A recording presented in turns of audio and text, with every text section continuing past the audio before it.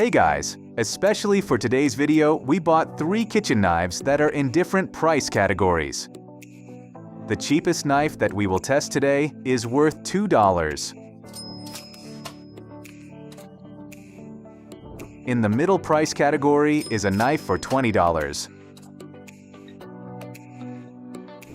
And the most expensive of the presented cutting tools for $200. Even the packaging shows how much the knives differ. The cheapest one is packed in ordinary plastic. The one in the middle price category is packaged in better plastic, even together with the handle.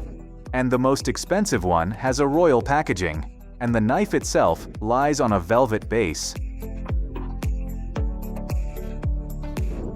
Right now, you can see its texture of several layers of steel.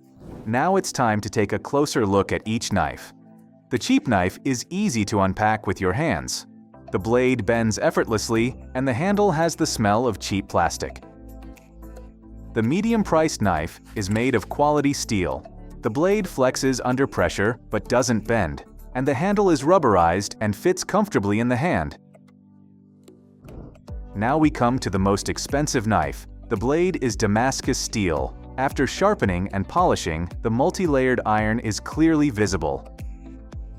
It takes a lot of effort to bend the blade just a little. The handle is made of a composite material, apparently bakelite. This material can withstand heat up to 600 degrees Fahrenheit.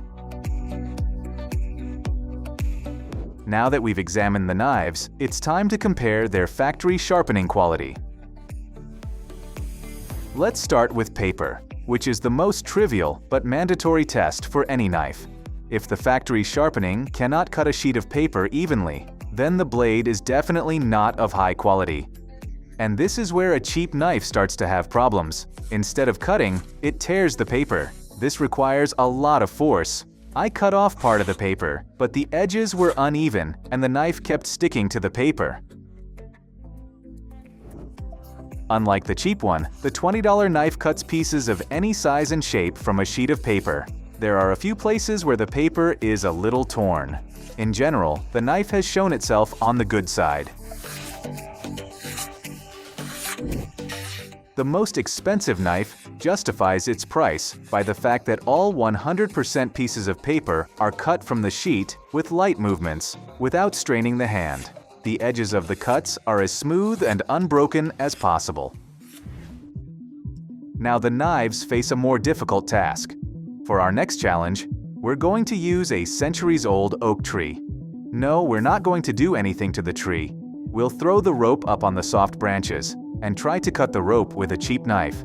Such a knife not only did not cut the rope, it did not even come close.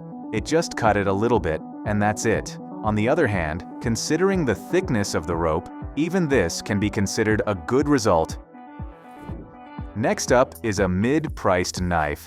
It cut the rope with ease. It seems that the goal has been achieved. The knife has shown its quality, but it's all about the counterweight in the form of a knot at the end. This does not fully answer the question, does it cut well? Take 2, but without the knot. And this is where the $20 knife failed. It cut the rope, but it stopped in the middle of the fiber. Now it was time for the $200 knife. This one did the job very easily. It cut through the fiber with no effort.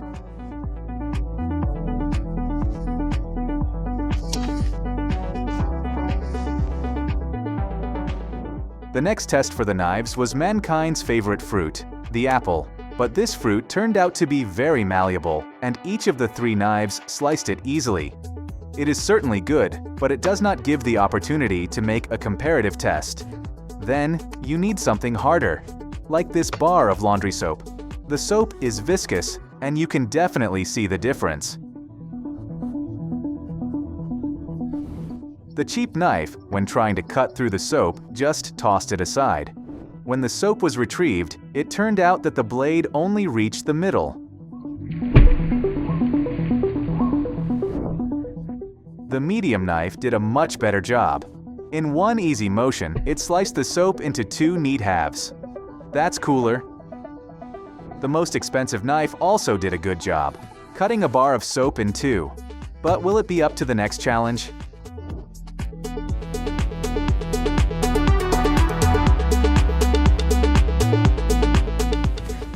We once did a review of the most incredible gloves, and among them was the so-called armor glove. It's a glove that can't be cut with a knife. It may have been impossible before, but we didn't have $200 knives back then. For the purity of the experiment, we test each of the knives on both regular gloves and the super strong glove.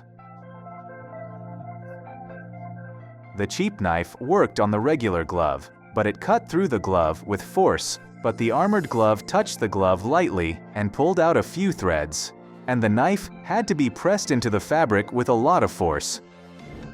Knife for $20 easily coped with a regular glove, but a strong glove did not receive, and no damage at all, except for a strip where the blade was held.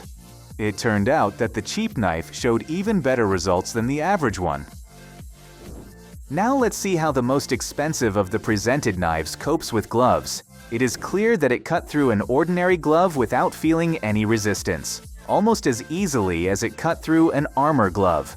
Armor glove. This is truly an incredible result.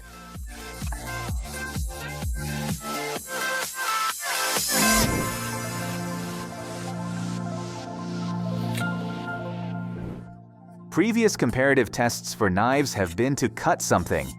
Now let's move on to a test with slightly different conditions. Before, we tested how knives cut an apple in half. Now we will try to cut tomatoes into slices without holding them with our hands. Predictably, the cheap knife failed. It did not even cut through the skin of the vegetable. The blade slipped, but did no damage. The $2 knife got really bad by the end of the shoot.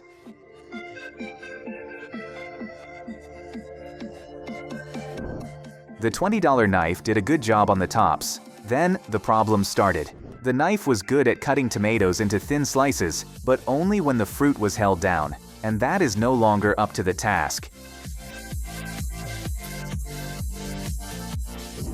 It's time to see how the $200 knife handles the task. The expensive knife was immediately effective. I managed to cut the thinnest possible slices without much effort and without slipping on the skin. As always, the knife did the best job. Now it's time for some real action. We're going to use the knives to cut soda bottles. Can the knives do it? The cheap knife is already dulled from previous tests, which is why it ripped the Pepsi bottle. I would have liked it to cut it nicely in half. But it was spectacular. The carbon dioxide, disturbed by a sharp blow to the bottle, turned the bottle into a real rocket flying in all directions.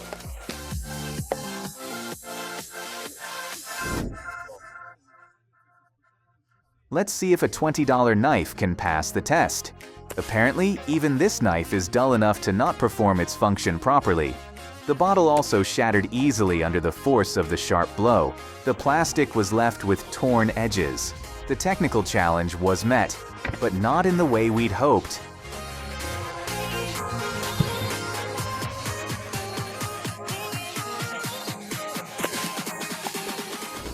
Now comes the moment of truth. An expensive $200 knife is in play, but a bottle of Pepsi is not enough.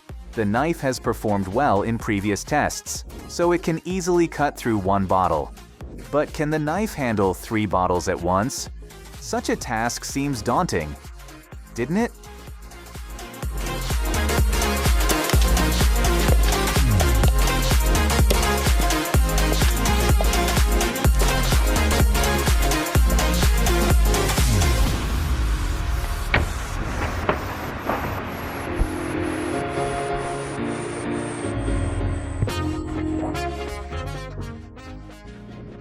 It was truly spectacular. You can see the trajectory of the blade through the bottles. Also, the plastic didn't crack like it did with other knives. The cut was smooth and beautiful. The $200 knife fully justifies its price. That's all for now. Bye-bye.